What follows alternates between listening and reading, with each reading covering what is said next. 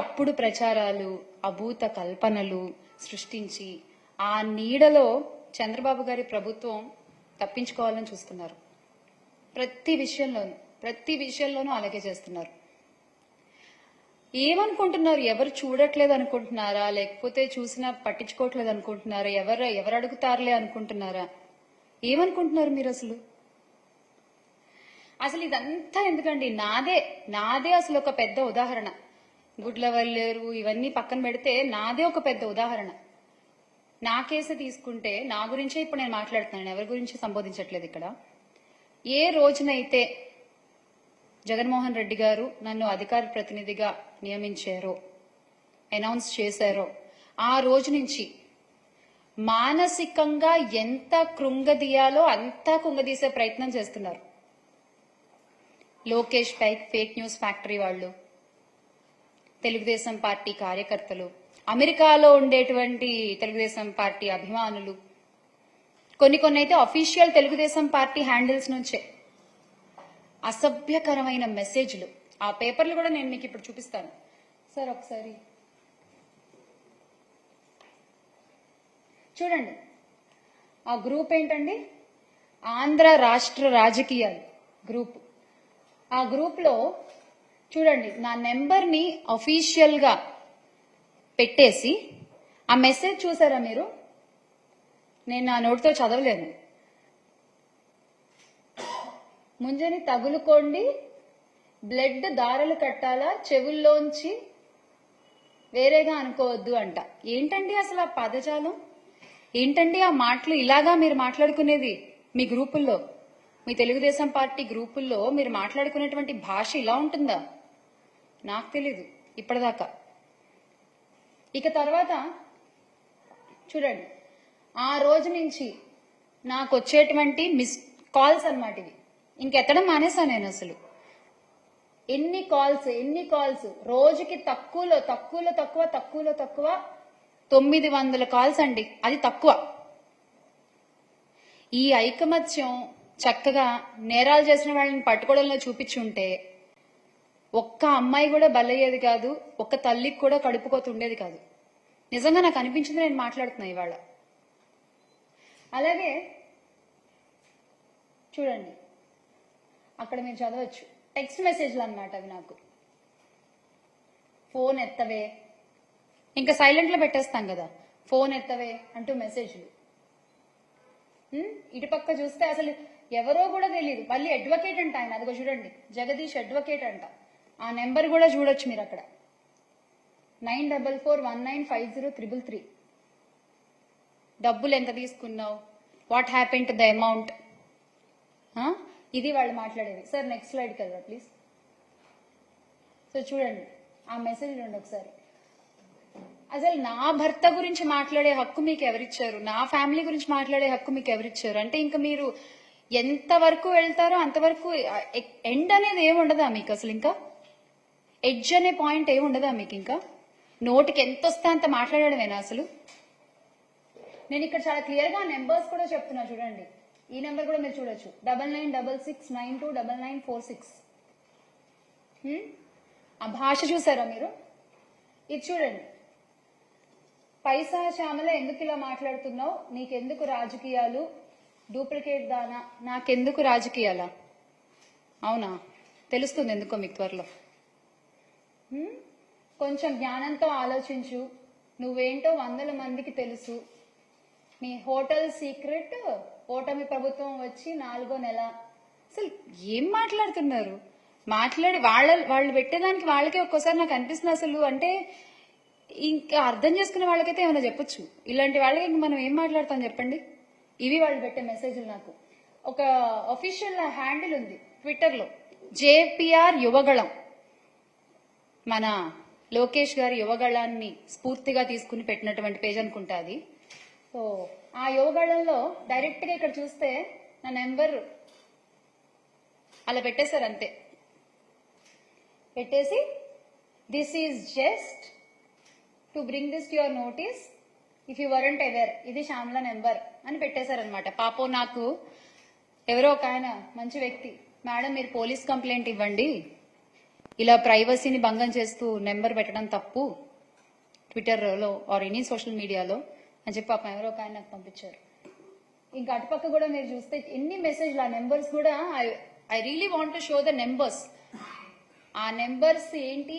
Yes, మీరు మీ red book లో ఏం రాస్తున్నారో నాకు తెలియదు, కానీ మీరు చేసేవన్నీ, రాష్ట్రంలో జరుగుతున్నవన్నీ ప్రజలు చూస్తున్నారు, దేవుడు చూస్తున్నాడు, దేవుడు రాస్తున్నాడు, ప్రజలు కూడా రాసుకుంటున్నారు. మీకు అన్నిటికీ సమాధానం చాలా త్వరలోనే దొరుకుతుంది.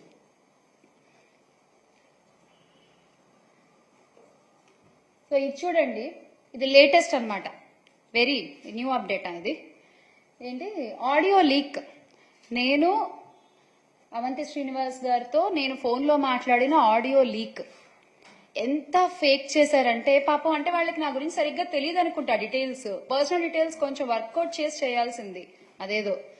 అందులో ఆడియో లీక్ లో ఏమని ఉంటుందంటే, ఆయన అడుగుతారు నన్ను, అవంతి శ్రీనివాస్ గారు, ఏం మా ఇంట్లో అందరూ వెళ్ళిపోయారా, పిల్లోడు కాలేజ్కి వెళ్ళిపోయాడా అని అడుగుతారు. కాలేజ్కి వెళ్ళిపోయారు అని నేను చెప్తాను అనమాట. దాంట్లో మీకు ఆ లింక్ తర్వాత వాళ్ళు ప్రొవైడ్ చేస్తారు. వెళ్ళిపోయారని చెప్తా. నా కొడుకు 2nd క్లాస్ అండి, నా కొడుకు చిన్న పిల్లోడు. ఎలా మీరు ఇలా డీటెయిల్స్ సరిగ్గా కనుక్కోవాలి కదా, ఫేక్ చేసినా సరిగ్గా చేయాలి కదా మీరు. పోనీ ఎవరిని అడిగినా చెప్తారు కదా నా గురించి, 100 మందికి తెలుసు నా గురించి అని మీరేగా చెప్పింది. ఇలాగా మీరు చేసేది. మళ్ళీ ఏమన్నా అంటే మేము మహిళలకు అంత గౌరవం ఇస్తాం, ఇంత గౌరవం ఇస్తాం అని చెప్పుకుంటారు. ఇదేనా మీరు ఇచ్చే గౌరవం? అనిత గారు చెప్పండి, మీరు కూడా ఒక మహిళే కదా, ఇదేనా అండి ఒక మహిళని మీరు ట్రీట్ చేసే విధానం? ఇంకొక స్లైడ్ ఉంటుంది చూడండి, అగో వైఎస్ఆర్సీపీ, అదేంటది, glory to ఎన్సీబిఎన్. What is your glory? Chandrababu Naidu గారు, వాట్ ఈజ్ యువర్ గ్లోరీ? అంటే ఇక్కడ నేను ఎప్పుడో డాన్స్ చేస్తూ చేసిన ఒక రీల్ని పెట్టి, యువజన శృంగార రసిక పార్టీ అంట. అసలు అంటే ఇంకా మరి సినిమాల్లోంచి వచ్చిన వాళ్ళు రాజకీయాల్లోకి రాకూడదా ఏంటి? నాకు అర్థం కాదు, చెప్పండి. సినిమాల్లో వర్క్ చేసిన వాళ్ళు, ఇండస్ట్రీలో వర్క్ చేసిన వాళ్ళు రాజకీయాల్లోకి రాకూడదా? ఒక చిన్న సందేహం అండి, ఏమనుకోవద్దు. తెలుగుదేశం పార్టీని స్థాపించిన గౌరవనీయులు స్వర్గీయ ఎన్టీ రామారావు గారు, ఆయన ఎవరండి?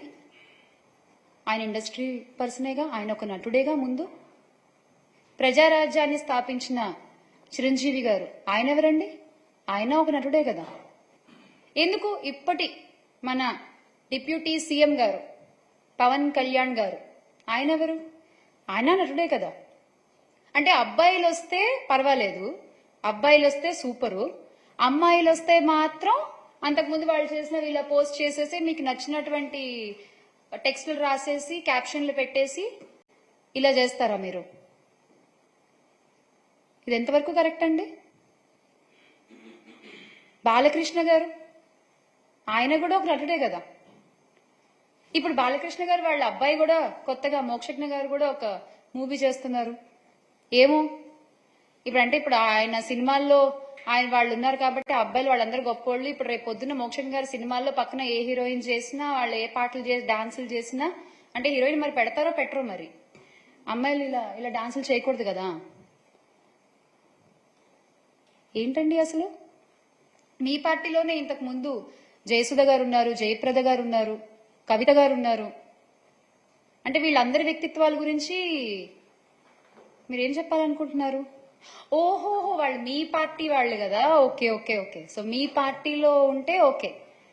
మహిళలు, ఇండస్ట్రీ నుంచి వచ్చిన వాళ్ళు మీకు నచ్చని మీ వ్యతిరేక పార్టీలో ఉంటే మాత్రం వాళ్ళకి వ్యక్తిత్వాలు ఉండవు. వాళ్ళ వ్యక్తిత్వాల గురించి మనం ఏదైనా మాట్లాడేస్తాం, వాళ్ళ మీద మనం ఎంత అభాండాలైనా వేసేస్తాము, ఎంతైనా ట్రోల్ చేసేస్తాం. అంతేనా మీరు చెప్పదలుచుకున్నది? చూడండి ఆ ట్రోల్స్. అసలు ఎక్కడెక్కడ వెతికి ఆగు నైట్. అసలు ప్రతిది అంటే ఇంకా మహిళ అనగానే ఇలా ట్రోల్ చేయడము మీకు అలవాటైపోయిందండి. బేసిక్గా అలవాటైపోయింది. అంటే ఇప్పటివరకు నా మీద కానీ ఆ రోజా గారి మీద కానీ మీరు చేస్తున్నటువంటి ట్రోల్స్ కానీ మీరు అంటున్నటువంటి మాటలు కానీ ఇవన్నీ ఏంటంటే చేసే వాళ్ళకి ధైర్యం, మనోళ్ళు ఉన్నారు చూసుకుంటారులే అనేటువంటి ఒక ధైర్యం. ఆ ధైర్యాన్ని ఇస్తుంది మీరు కాదా అండి? ఆ ధైర్యాన్ని ఇస్తుంది మీరు కాదా అని అడుగుతున్నాను నేను. ఇలా ట్రోల్స్ చేసే వాళ్ళకైనా, ఇలా సైబర్ క్రైములు చేసే వాళ్ళకైనా, లేదా మహిళల మీద, బాలికల మీద, చిన్నారుల మీద ఇలా అత్యాచారాలు, అఘాయిత్యాలు చేసే వాళ్ళకైనా, హత్యలు చేసే వాళ్ళకైనా ధైర్యాలు ఇస్తోంది మీరు కాదా? మొట్టమొదటిసారి ఒక్కళ్ళు తప్పు చేయగానే ఇమీడియట్ గా యాక్షన్ తీసుకుంటే రెండో తప్పు జరగదు కదా? మీరు ఎందుకు తీసుకోవట్లేదు? అంటే మీ పార్టీ నాయకులు అందులో ఇన్వాల్వ్ అయి ఉన్నారనా? దీనికి ఖచ్చితంగా సమాధానం చెప్పాలండి. కూటమి ప్రభుత్వం దీనికి ఖచ్చితంగా సమాధానం చెప్పాలి. మీరు అధికారంలోకి వచ్చింది ఎందుకు? మహిళల్ని కాపాడాల్సిన బాధ్యత మీ మీద లేదా? చిన్నపిల్లల్ని కాపాడాల్సిన బాధ్యత మీ మీద లేదా? ఇలాంటి రాబందులు, క్రూర మృగాల నుంచి కాపాడే ధర్మం మీది కాదా? చెప్పండి. ఇంత దారుణంగా సైబర్ క్రైములకు దిగుతున్నారు అంటే ఈ రాబందులంతా, చిన్న పిల్లల మీద దూకుతున్నారంటే వీళ్ళంతా, ఈ కామాందులంతా, వాళ్ల వెన్నుల్లో వణుకు పుట్టించే బాధ్యత మీది కాదా? దీనికి ఏం సమాధానం చెప్తారో చెప్పాలి నాకు. I will be waiting.